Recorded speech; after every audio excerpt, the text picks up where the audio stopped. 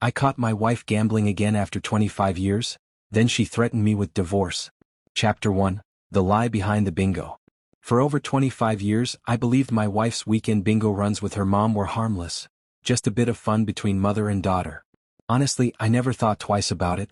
It was their thing. They'd go once or twice a month, laugh, play, come home with stories about loud callers and close wins. I let it be. I trusted her. But there was something about her mom that always made me uneasy. She had a history, a deep one, with gambling. Her first marriage ended when she drained their savings. Her second? Same story. And now she was living with us. I wanted to believe my wife wouldn't fall into the same trap, but maybe deep down I already knew. 15 years ago, I was working jobs out of town, sometimes out of state. My paychecks went straight into our joint account. I trusted her with our finances.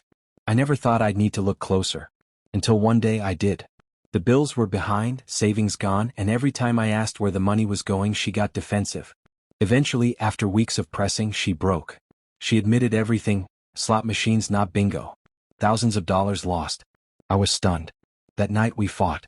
I yelled. She cried. She swore she'd stop. I opened a separate bank account just to keep the bills paid.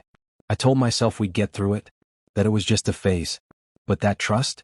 It was never quite the same after that. Years passed. We raised 2 daughters. I covered the bills, paid for school trips, braces, and soccer cleats. She was always broke at the end of the month, but I chalked it up to bad spending habits, not relapse. Until the taxes came. $6,000 owed. All from casino earnings she'd never told me about. Once again the promises came. The tears. The vows to change. She even shook my hand, literally, as if we were signing a peace treaty. She promised me, swore to me she was done for good. I wanted so badly to believe her. But deep down, something didn't sit right. And that's when I bought the tracker. Chapter 2. Promises made, promises broken. I told myself the tracker was just for safety. That's what I said out loud, at least. The truth? I needed to know. Something inside me wouldn't settle. I'd convinced myself this was just a backup plan for the kids' car. Something to keep them safe once they started driving. But one day when my wife and her mom were heading out for what she called shopping, I slipped the tracker into her center console. I wasn't trying to catch her. Not really. I just wanted peace of mind. But when I checked the app, they weren't at the mall. They were at the casino. Not the bingo hall. The casino. I stared at the screen for a long time. I told myself it might be a one-time thing. A fluke. Maybe they just stopped by for lunch. Some kind of excuse that wouldn't make it feel like betrayal. I didn't say a word. I took the tracker out of her car the next day, feeling like a guilty spy in my own marriage. But the doubt, it didn't go away. A few weeks later I hid it again. Properly this time. Buried under the seat. Tucked away like the questions I'd been too afraid to ask. And then I watched. Week after week, I watched that little red dot show up at the casino. Twice a week. Sometimes 3. Always during those so-called shopping trips with her mother. Always followed by the same tired excuses, the same empty wallet, the same requests for more money, for our daughter's gymnastics, school clothes, birthday gifts. The final straw came on a Tuesday night. She asked for money again. I asked how her no gambling promise was going. She looked me dead in the eyes and said, "I haven't been to a casino since we talked. You know that." I gave her every chance to tell me the truth. I asked softly. I hinted. I begged her to be honest. She doubled down. And that's when I said it. "I know you've been going to the casino. I've been tracking your car." The silence that followed was deafening. Then her face twisted, not in guilt but in rage. "You spied on me?" she screamed.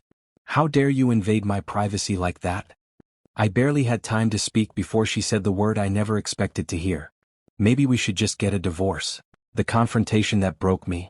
She stood there, shaking, more from fury than fear. Not once did she ask, "How did you know?" or even, "Why would you do that?" No. All she cared about was how I found out. I tried to stay calm, but inside I was unraveling. After everything we'd been through, after 25 years of loyalty, of shared lives, of raising 2 daughters together, this was what broke her? Not the lies. Not the money. The tracking. She threw her bag down and started pacing. "You had no right," she snapped. "You invaded my life. You don't trust me." I looked at her and barely recognized the woman I married. "No," I said, my voice barely holding steady. "I trusted you more than anyone. And that's exactly what makes this so hard." She froze, staring at me. "You're the one person in the world I trusted the most," I said, my throat tightening. And you're also the one who lies to me the most. For a moment, the rage drained from her face. I could see the pain underneath, the guilt, the shame she was trying so hard to drown in blame. I didn't shout.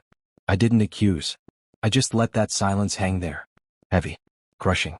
Then the floodgates opened. Tears. From her, then me. 25 years of love and disappointment, promises made and broken. It all came spilling out. She told me how ashamed she felt. How gambling was the one thing that made her forget how overwhelmed she was. That it made her feel in control, until it didn't. I told her I couldn't keep doing this. That I was done pretending things were fine. That our daughters were watching, learning from this. That I wouldn't let this cycle continue. That was the moment she stopped arguing and just broke. We sat on the floor of our living room like two strangers trying to find their way back to something familiar. And for the first time in a long time we talked. Really talked. But talk alone wouldn't fix this. Not with the debt. Not with her addiction. Not with the shadow her mother had cast over our lives for so long. There was still one conversation left to have. And it was going to change everything. Chapter 4, Truth, Tears and Turning Points. After the confrontation, the house felt heavier than ever. We were walking on glass. Every word felt loaded. Every silence louder than it should have been. The next morning she asked if we could talk again, just the two of us. No yelling, no accusations. I agreed. Not because I fully believed her, but because part of me still wanted to. We sat across from each other just like we had so many times over the years, during parent-teacher meetings, hospital visits, anniversary dinners. But this time there was no mask. I told her everything. How I felt like I had been carrying the weight of our family alone. How I was terrified that our daughters would inherit not just our habits, but our silence, our secrets. How I couldn't keep pretending we were okay while watching her spiral. And she opened up. More than I expected. She admitted the gambling had never really stopped. Even after she swore she quit. Even after we nearly went bankrupt.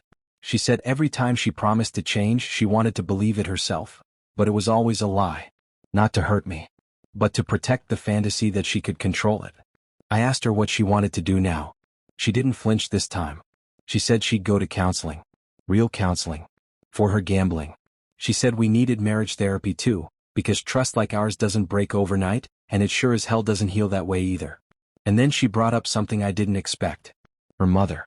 I think Mom should move out, she said, her voice barely above a whisper. I didn't say anything. I just nodded. We'd both known it for years, but this time she said it. Later that week we helped her mom pack. No yelling, no blame. Just quiet. It was surreal. Like watching the ghost of our problems walk out the door with 2 suitcases and a lifetime of damage. I checked our credit reports next. Set locks. Began sorting through our finances. And when I say our, I mean hers too, because for the first time she handed over every password, every statement, every receipt. The truth was uglier than I imagined. Debt. A lot of it. But for the first time in a long time. I didn't feel alone. Still, I knew this wasn't over. Because addicts don't change in a week. And broken marriages don't fix themselves with apologies. We had one shot at rebuilding. But it was going to take everything we had left to hold on. Rebuilding or breaking. We stood at the edge of something fragile. The lies were out. The damage exposed. There was no more pretending this was just a rough patch. We were either going to rebuild from the wreckage, or bury what we had and move on. The first step was counseling. Marriage therapy wasn't easy. Sitting across from someone you've shared a bed with for decades and admitting how much they've hurt you. Without screaming, that's a different kind of pain. She listened, really listened as I told her how invisible I'd felt. How I'd grown to fear her silence more than her anger. How I'd learned to read our bank statements like warning signs. Each missing dollar another reason not to trust her. In return she confessed how empty she felt without the high. How slots became her escape, her relief, her secret shame. She never gambled to spite me. She gambled to feel something other than guilt. At the same time she started seeing a gambling addiction counselor on her own. Twice a week. She hated it, said it made her feel exposed, but she went. And every time she came back she looked a little more grounded, and a little more afraid. Because now the lies were gone. Now the consequences were real. We went over every debt. Credit cards. Tax penalties. Loans she'd hidden under fake names. It was tens of thousands. She cried when I told her we'd get through it, not because I forgave her just like that, but because I was still there. Not out of duty. Not out of pity. But because part of me still believed in us. That belief didn't make it easier. It didn't erase the anger, the resentment, or the years I spent in the dark. But it gave us a reason to keep showing up. Day after day. There were moments I wanted to give up. Days I slept in the garage. Nights she left counseling shaking and silent. Our daughters asked questions we didn't know how to answer. They weren't little anymore. They understood enough. But slowly, things changed. She took ownership of her finances. She started meal planning again. She set alarms not for gambling trips, but for therapy sessions and family dinners. And one night, after putting the girls to bed, she looked at me and whispered something I hadn't heard in years. "I'm trying not just to stay married, but to deserve it." And I realized I was trying too. Not just to keep her from falling, but to stop falling myself. We're still in the thick of it. We probably will be for a long time. But the difference now?